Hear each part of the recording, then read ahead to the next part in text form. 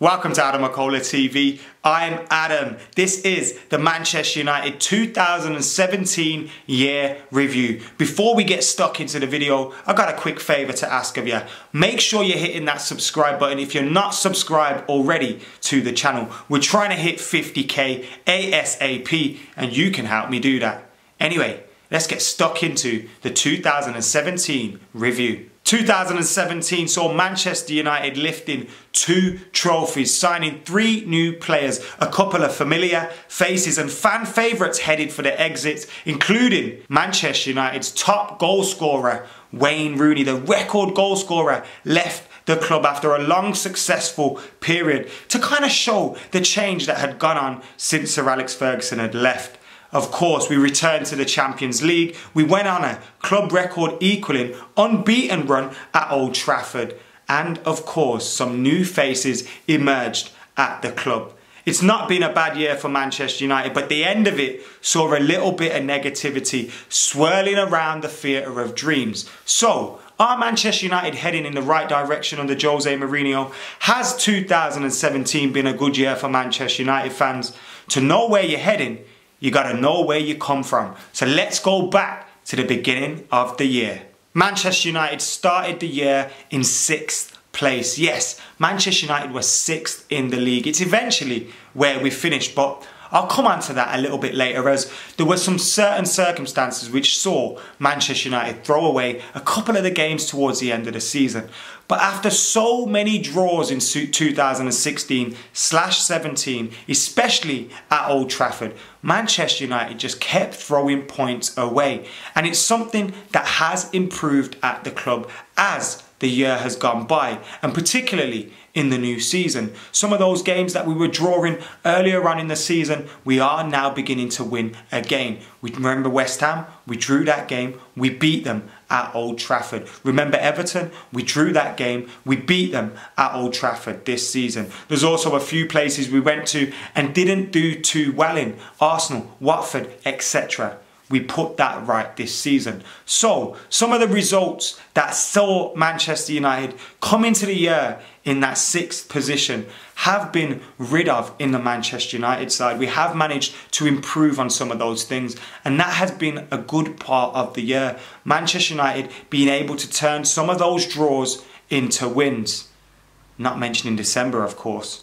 In January as well, we saw the likes of Morgan Schneiderlin leave for Everton, Memphis Depay leave for Lyon. And these were players that had promised so much to Manchester United fans. Manchester United fans had been excited by these signings, and we had now seen them leave the club. It was kind of the end of an era, the end of a false dawn. We had had so many false dawns under different managers at Manchester United since Sir Alex Ferguson has left, and seeing some of those players leave, the likes of Schneiderlin, the likes of Memphis, was kind of a sign of an end to that. Of course, some people will say those guys could still do a job at Manchester United now, but Jose Mourinho had to wield the axe, and he did want to keep some of those guys, but the facts were they weren't playing, so they headed for the exit.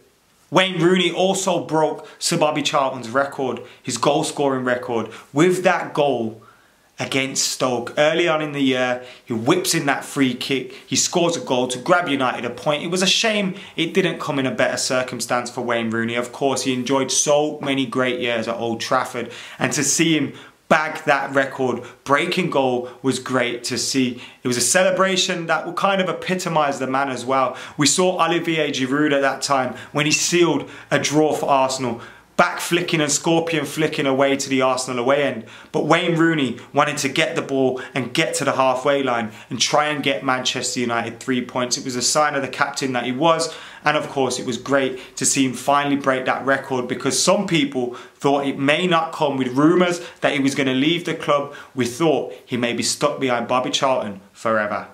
As the months passed and United continued to progress in the Europa League, it became obvious that we were going to start to throw away the Premier League, because our squad simply couldn't handle Thursday, Sunday, Thursday, Saturday, whatever it was. We couldn't handle that turnover of games. We couldn't do it, and we needed to make sure we weren't in the Europa League next season.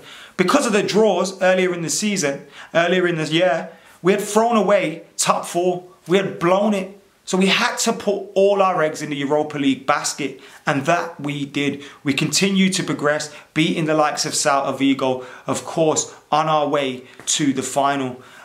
Injuries to Marcus Rojo and Zlatan Ibrahimovic come as a big blow for Manchester United. Zlatan Ibrahimovic missing the final after a fantastic season when it looked like he was going to hit 30 goals. Not many strikers get 30 goals in a season for Manchester United, particularly in their first season. But Zlatan Ibrahimovic was bagging goals for fun and on his way to the final. But unfortunately, that injury meant he missed out.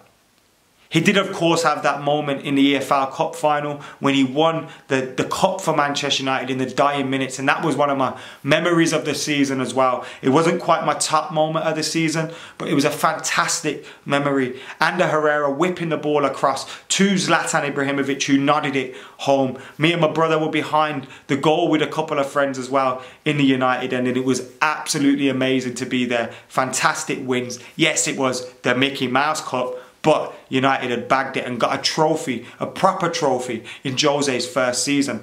As I was saying, the league campaign did fizzle out, but at the end of the season, we got to see the young guns take on Crystal Palace. The likes of Angel Gomez made his debut for Manchester United at 16 years of age. What a talent he promises to be. Josh Harrop scored a goal, although he eventually left the club for Preston North End in a 2-0 win for Manchester United. And that was a particular highlight for me. A lot of people, of course, mentioned that Mourinho's youth record wasn't great, but throughout the year, we had saw Marcus Rashford playing week in, week out. He got over 50 appearances and was United's most used outfield player. What a year it was for him as well, 2016-17. Obviously culminating in 2 more trophies for him. He's won everything apart from the Premier League and the Champions League already. He's nearly clocked it. Madness. So whilst the season didn't go to plan as we wanted it in the Premier League, we don't want to be finishing 6th. But it fizzled out. We finished 6th, and it was all on the final in Stockholm. Zlatan wasn't there. Gutted for him being in his home country in the Europa League final against one of his ex-clubs, Ajax, the club that he started at after Malmo, of course. And it was a shame he had to miss that. But Manchester United went on and won the final thanks to goals from Pogba and Mkhitaryan. And it was an emotional night in the Friends Arena. Of course, earlier that week, we had those attacks in Manchester, and it was important that Manchester United gave the city of Manchester a positive boost. We already had the pressure of having to win the Europa League to get into the Champions League. We already had that pressure, but Manchester United had some more pressure on it in terms of what it meant to the city, and they made sure they delivered. Those goals from Pogba and of course Mkhitaryan sparked great scenes of celebration, and Manchester United completed the full set. The Europa League, the UEFA Cup, whatever you want to call it, now means Manchester United have won every single trophy you could ever win, ever, in football. Football completed it, mate. So that's how the season ended. In 6th, winning the League Cup, winning the Europa League, back in the Champions League. Of course, we didn't do too well in the FA Cup, but Manchester United had won 2 trophies. Jose Mourinho had been the first manager to win silverware in his first season. And I ain't talking about the Charity Shield like David Moyes. He won proper silverware, the League Cup, the Europa League. United were back in the Champions League, and it was a big summer ahead for Manchester United. And it was a summer that we had to approach and mean business. We had to strengthen. We knew we had to strengthen. There was rumours, of course, about Morata heading to Manchester United. We saw him dye his hair red and all sorts, but the first man to come through the door was Victor Lindelof. To follow him was, of course, Nemanja Matic. And then we had Romelu Lukaku signed. So it wasn't Alvaro Morata in the end. It was Romelu Lukaku who came through the door at Manchester United and was reunited with Jose Mourinho. Jose wanted one more signing. He wanted Perisic, the rumours said, but we didn't get him. We didn't get an extra man. And that kind of has come to play out in the rest of the season as a big miss for Jose Mourinho. It was the end of an era as well, as Wayne Rooney left the club for his boyhood club, Everton. And it was an emotional one, but it was one that had to happen. Wayne Rooney had clearly come to the end of his Of his time at Manchester United, I think it was obvious there was no longer a place for him in the number 9 position.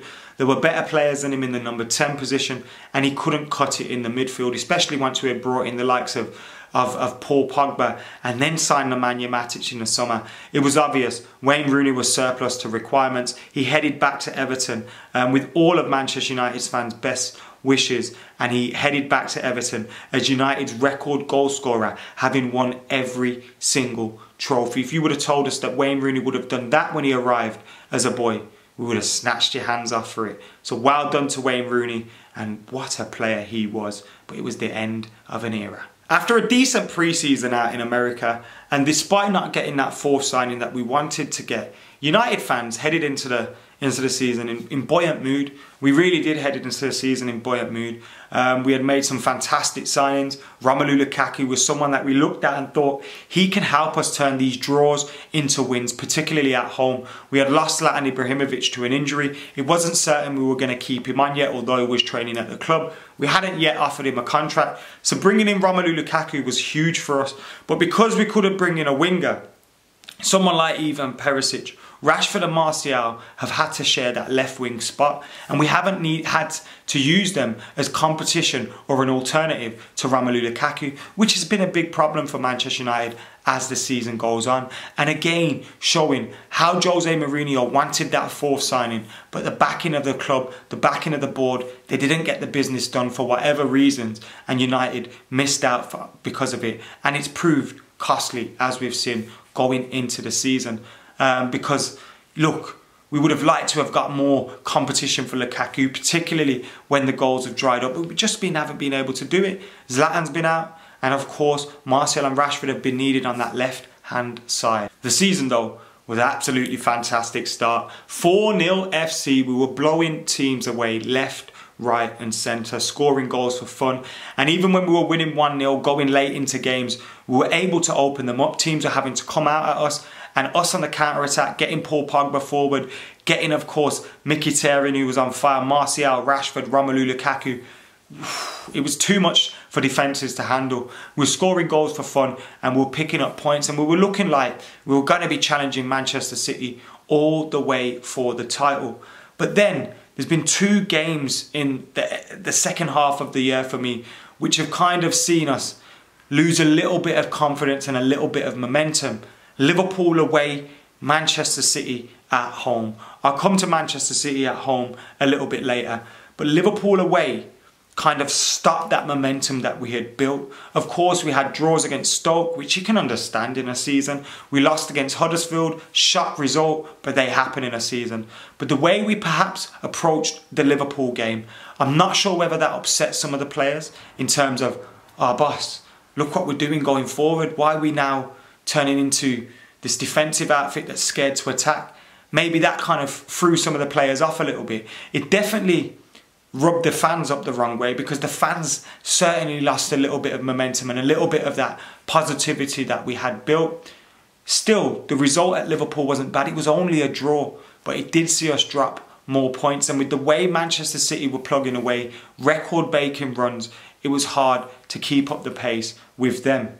Despite Victor Lindelof finding it hard to settle in at the start, Matic was proving a great signing, and it was proving silly that Chelsea had let him join us, and Lukaku was tucking goals away for fun. Things were looking good for Jose's new signings. And then as we've approached the end of 2017, injuries to Pogba, suspensions to Pogba, other injuries to other players have seen and played a part in Manchester United losing a lot of this momentum. Pogba's influence cannot be underrated at Manchester United. He is a huge part of us, huge part of this team, and taking him out, it's been clear to see. Without Pogba, United haven't quite had that link up between defence and attack, midfield and attack. We seem to be 6 players at the back, 4 players up front, and nothing sewing them together. And when Paul Pogba's in the side, he's the man that makes us tick. Without him, we've looked like a completely different side.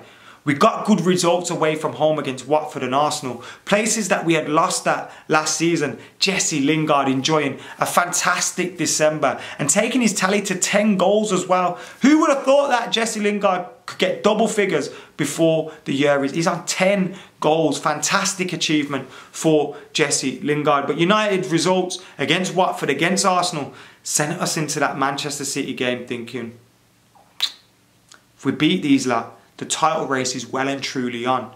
But we failed to do that. And it was that Manchester City game which has seen another swarm, another wave of negativity around Jose Mourinho's Manchester United. And following that, the momentum's been lost. We dropped 6 points in the league, a late sucker punch at Leicester against 10-man Leicester. Late sucker punch. That draw with Burnley and a 0-0 with Southampton. Disappointing results for Manchester United saw us drop 15 points off Manchester City at the end of the year. Oh, that hurts. But not all was bad. We did progress in the Champions League, of course, and we've got Sevilla coming up at the start of 2018 in the last 16. And having been in the Europa League last season, that is a clear sign of the progression Manchester United have made under Jose Mourinho. But how do we look at the year overall? How do we look at Jose Mourinho's first year overall? Just what do you guys think? What do you think? Let me know in the comments below. Has Jose Mourinho's first full year in charge, which has seen us win 2 trophies, seen us sign 3 new players, seen us lose our old captain and our record club goal scorer, seen us lose a few other players, and we still need to make a lot of signings. How do you think Jose Mourinho's first year has been? Get your comments in below. Now, when you think about the year and we take into consideration everything I've just discussed and everything I've maybe left out as well, when we take all of that into consideration and we're approaching 2018, what can Manchester United look forward to at the first half of 2018? We can look forward to Champions League football. We're in the knockouts grounds of that. Great stuff. We needed to be in that competition. It ain't the same without Manchester United, and Manchester United ain't the same without Champions League. We're sitting second in the league. Now the title's looking a long shot off. But Manchester United have sit second, having been 6th this time last season. And had it not been for a record-breaking Manchester City side, would definitely be in for a shout of the league title. I think it's a little bit harsh to really go in on Jose Mourinho and throw the toys out of the pram and say he's having a mare and this, that and the other. Because when you look at the simple facts, when you take your emotions out of it, Manchester United are in a better position than we were this time last year, and we're 2 trophies better off for it. How can we complain after that? How can we? I'll tell you how we can complain. We would like to approach big games a little bit better.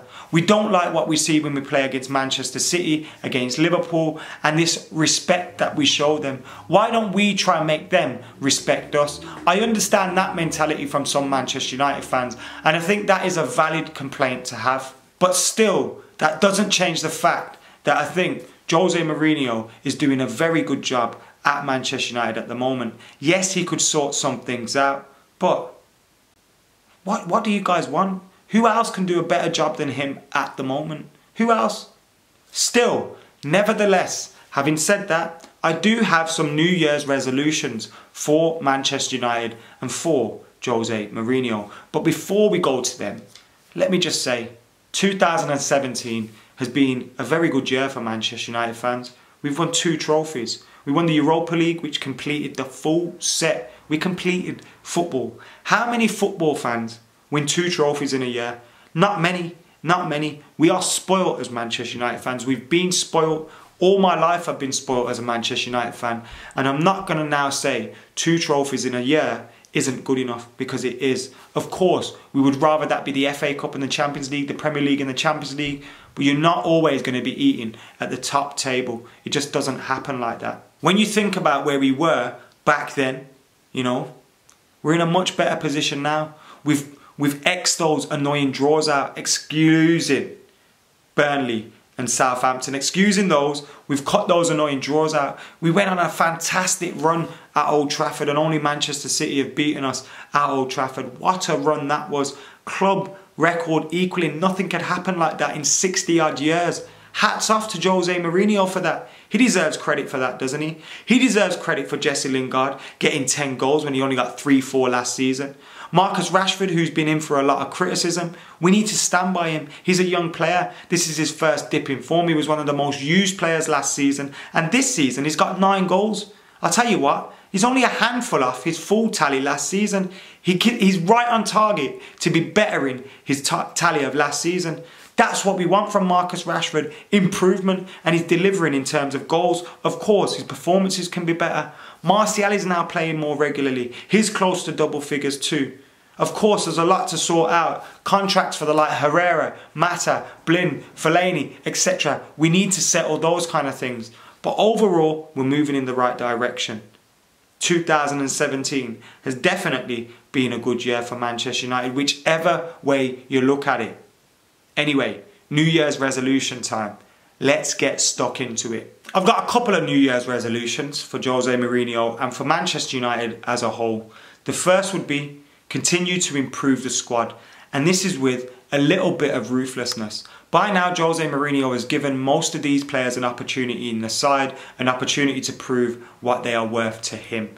Now he needs to be ruthless, cut the players out that we don't need anymore, and bring some players in that are going to improve the side. Whenever we've given Jose Mourinho money, he has done well with that money. Look at the players he's brought in. They've all done well for us. There's only question marks maybe over Mkhitaryan. Lindelof, there was question marks over him, but he's coming good now. Give Jose money to spend. And of course, Jose, I think it's time to be ruthless with this squad. Of course, that's going to hurt. We're going to lose some players that I love, you love, but it has to happen for the better of Manchester United, especially when we look over the road at what Manchester City are doing. They have to be the target. Now we have to catch them. And when you look at their squad, the ruthlessness that you can chop and change their squad with, we have to match that. Even if it means not necessarily bringing in a player that we have to sign for 50, 40 million. We don't always have to sign. But how about when you got Twanzebe knocking at heels and you got Darmian not performing, we use him. Win a trophy. Is that too much to ask for? Of course, we had 2 last season. I'm not saying we're going to win 2 this year. Of course, the Premier League looks far off. And it's going to be difficult to win the Champions League. Although Jose Mourinho has won the Champions League with lesser sides, could we win a trophy this season? It'd be nice to do that, wouldn't it? The FA Cup maybe again? Go on. Approach bigger games a little bit better. I want to see the mentality of a proper Jose Mourinho side. I'm not expecting him to go all out attacking at them. Of course I'm not. But do something. Get at these teams. Stop paying them so much bloody respect. You're Jose Mourinho. We're Manchester United. Just act like it. And generally, continue in the direction we are going now. We don't want that end to the year to be a sign of what is to come. And of course, the win against Everton at the start of the year was a great booster to the confidence. But we don't want to be feeling negative about things just because we're not going to win the league as it stands. We need to approach things with the mentality that players are fighting for shirts, fighting for futures. We're fighting for Manchester United and fighting for these fans. We need to finish as high as we can in the table. And if we finish second this season, right, it's not what we want, but it's an improvement on last. And we can go into it thinking, right, now we need to improve on second. Improving on second means winning the league. So that's it, guys. That has been my 2017 review. Of course, I missed some stuff out. Of course I did. But that has been my 2017 review. We've had some absolutely fantastic moments. Lifting the Europa League, lifting the EFL Cup. Great wins against the likes of Arsenal on the road. And other great matches in between as well. So there you have it, guys. That is my 2017 review and my resolutions for Manchester United's 2018. It's been a long time, I know, but I hope you've enjoyed it. I hope you've enjoyed my thoughts on certain things. Of course, I may have missed a few things out. I do apologise, but I tried to cram as much of what happened in 2017 into this video. And yeah, let me know what you think in the comments below. Have you enjoyed it? Get your goal, your moment, your player of 2017 in the comments below. Make sure you're liking, sharing and subscribing to Adam McKola TV. I have been Adam McKola. You guys have been legends. And for now, I'm out of here.